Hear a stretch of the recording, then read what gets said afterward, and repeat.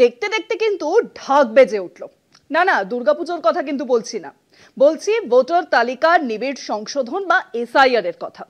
পুজোর পরে রাজ্যে নাকি লাগু হতে চলেছে এসআইআর। আজ দিল্লিতে সব রাজ্যের সিইওদের সঙ্গে বৈঠকে এই কথাই পরিষ্কার করে দিয়েছে নির্বাচন কমিশন। অক্টোবর থেকেই যাতে দেশ জুড়ে এসআইআর লাগু হয় তার জন্য নির্দেশ দিয়েছে নির্বাচন কমিশনের ফুল বেঞ্চ। সেপ্টেম্বরের শেষ থেকেই এর জন্য চূড়ান্ত প্রস্তুতি শুরু হয়ে যাবে। তবে আজও এ নিয়ে বিরূপ প্রতিক্রিয়া জানিয়েছেন মুখ্যমন্ত্রী মমতা বন্দ্যোপাধ্যায়। বিহারে এসআইআর নিয়ে চূড়ান্ত গোলমাল হয়েছে, জল গড়িয়েছে সুপ্রিম কোর্ট পর্যন্ত। বাংলার ক্ষেত্রে কি হয় এখন সেটাই দেখার।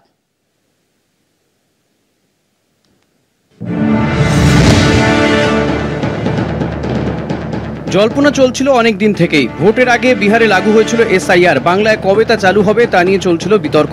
এবার সব রাজ্যের সিইওদের নিয়ে বৈঠকে নির্বাচন কমিশন জানিয়ে দিল অক্টোবর মাস থেকেই দেশ জুড়ে লাগু হবে এসআইআর। এর প্রস্তুতি চূড়ান্ত হবে সেপ্টেম্বরের শেষ থেকে। দিল্লিতে এ নিয়ে আজ বৈঠকে বসে নির্বাচন কমিশনের ফুল বেঞ্চ। সেখানে হাজির ছিলেন বিভিন্ন রাজ্যের মুখ্য নির্বাচনী আধিকারিকরা। এই বৈঠক চলে বহুক্ষণ ধরে। বিশেষ নিবিড় পর্যবেক্ষণ চালু করতে কি কি সমস্যা এবং কোন পথে তা সমাধান করা যায় তা নিয়ে মতামত জানান সিইওরা।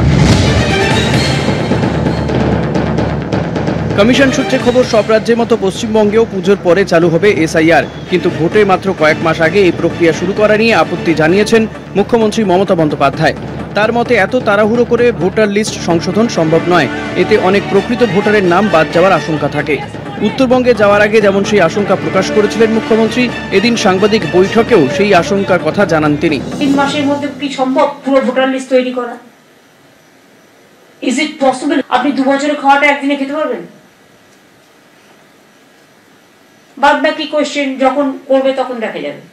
বাংলার কেসও পড়ে আছে, এটা কোর্টে ম্যাটারটা পেন্ডিং আছে, সাবজুডিস। বিহারের পর বাংলায় এসআইআর চালু করা নিয়ে আগে থেকে আসরে নেমে পড়েছিল দিল্লি। বাংলার বিজেপি নেতারা বলেছিলেন নো এসআইআর নো ভোট। অর্থাৎ বিরোধী নেত্রী থাকাকালীন মমতা বন্দ্যোপাধ্যায় যেমন এপিক কার্ড নিয়ে সরব হয়েছিলেন, এখন তেমনই এসআইআর নিয়ে সোচ্চার শ্রমিক শুভেন্দুরা। জাতীয় নির্বাচন কমিশনও এসআইআর প্রস্তুতি নিয়ে 8ই অগস্ট চিঠি পাঠিয়ে দিয়েছে রাজ্যকে। তখন থেকেই শুরু হয়ে গেছে রাজনৈতিক চাপানুতোর।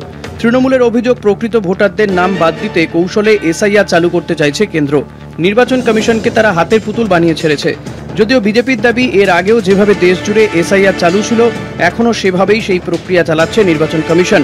ভোটার তালিকা থেকে ভুয়োদের ছাঁটাই করতেই দরকার নিবিড় পর্যবেক্ষণ। তাই পুজোর পরেই ঘন্টা বাজতে চলেছে এসআইআর এর। তবে সুপ্রিম কোর্টের নির্দেশে আধার কার্ডও এখন এসআইআর এর 12তম নথি হিসেবে গৃহীত হচ্ছে। এখন নির্বাচন কমিশনের নির্দেশ আসার পর রাজ্য কোন পথে হাঁটে সেটাই দেখার। কলকাতা টিভি।